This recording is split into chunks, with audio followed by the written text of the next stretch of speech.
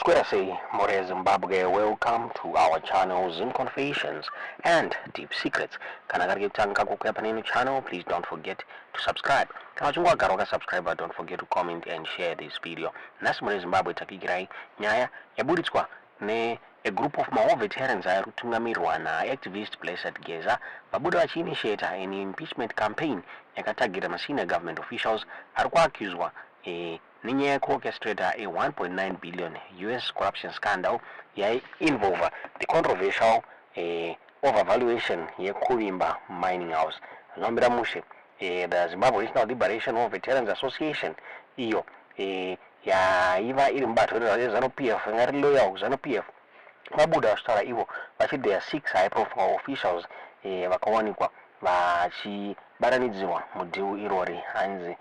vanhu ivava vanosanganisira kuda kwashe Tagwirei, CBZ chairperson Simbarashe Chinyemba, attorney Varaidzo Zifudzi, former Reserve Bank Governor John Mangudya, Finance Minister Mtulinxiwe pamwechete na Secretary we Finance Ministry George Kuvamatanga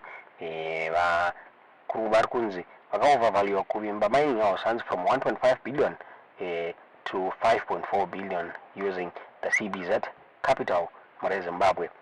Kumira Mushe nyaya yabuditswa ne the Bulawayo 24 achitaura vachiti a major political storm is sweeping through Zimbabwe's corridors of power as a group of war veterans led by outspoken activist Blessed Geza has initiated an impeachment campaign targeting senior government officials accused of orchestrating a 1.9 billion corruption scandal involving the controversial overvaluation of Kuvimba mining house, in what is being described as an unprecedented act of defiance from a faction once loyal to the ruling party. The Zimbabwe National Liberation of Veterans Association has formally accused 6 high-profile officials of conspiring to fraudulently inflate Kuvimba's value, creating a conduit for the looting of state funds.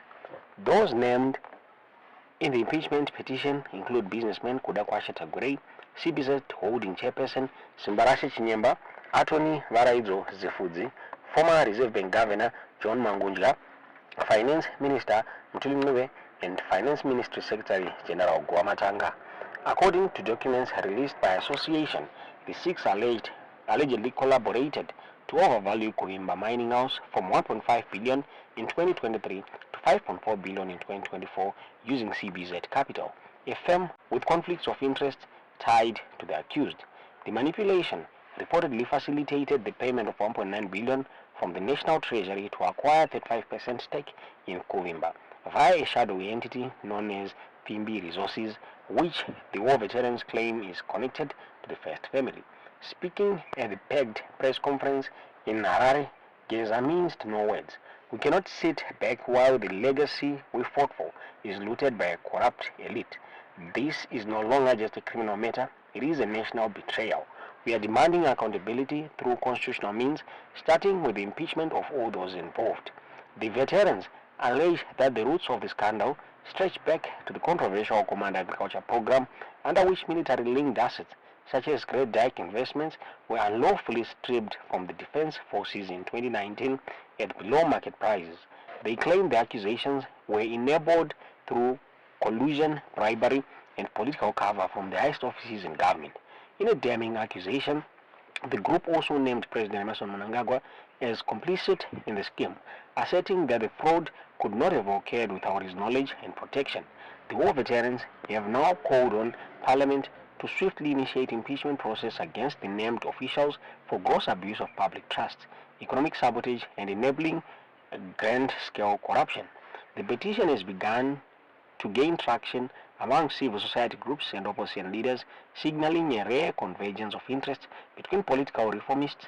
and liberation fighters, long considered pillars of the ruling establishment. If Parliament acts on the motion, it could mark a watershed moment in Zimbabwe's political landscape, testing the strength of democratic accountability in a nation long plagued by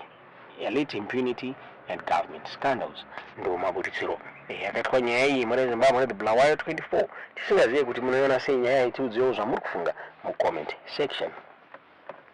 Takunzwa uyu mupengo uyu zina gotsu uyu unoita kunge oganingo ku Nigeria uyu wemuromo nenge nguruve yakaura nembutsu tino machakaire data windi rinonzi tino machakaire kuti kwai ndakaenda kuchipatara ndakazoenda kuchipatara ndichinoona hama yangu zvechokwadi ndakawana kuchipatara kusina mushonga asi chimiro chokuzvipatara hachina kumira zvakanaka mwana wemuroyi guvhu rako rinengerembwa iwe tino machakairewe uri shiti yomunhu unotanga kutaura kuti kwai vanhu vezvipatara zvina mushonga waona situation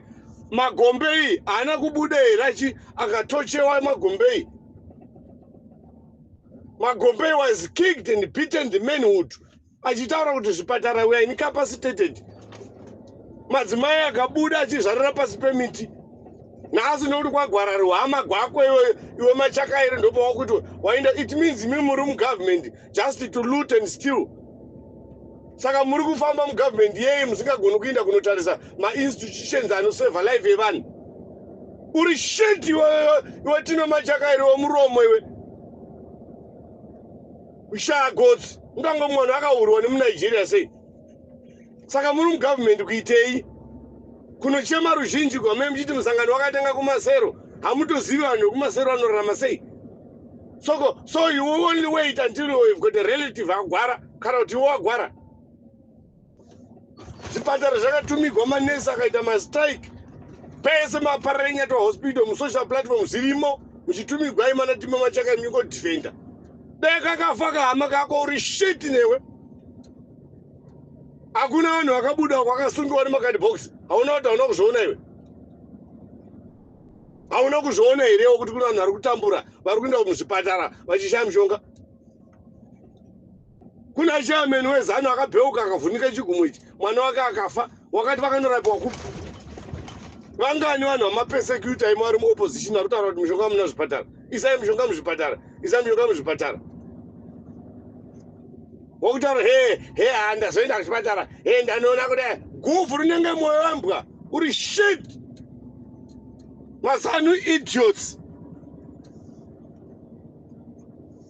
da kuti aitira smart zvenema zvinhu zvakanguva zvataugwa nemunhu wese hapana asingazvizivi pacovid paya vanhu vaichema hatina mushonga wanga usipo iwe tino machakarewe ende wakasviba nemwoyo iwe nhasi ndopautarira kwaenda zvoenda tikanoa zvipatara zvina mushonga uri kuti vanhu vari kurapiwa kupi kumaruzevha kwese ukakusina zvipatara ndo nyaya inongoimbiwa nemunhu wese nekuchema nemunhu wese yeide matisiro mushonga muzvipatara vanhu vari kufanira kushanga mushonga muzvipatara moti tsvimbo mugodzi nerimwe data windi remusoro unenge gaba rekuitira wetiri chawaitya inini kana tichiri vakuru vemayouth avo zvinogonakidza nokuti nehama dzenyu dzinofawo futi nehama dzenyu dziri kumamawo futi nogwara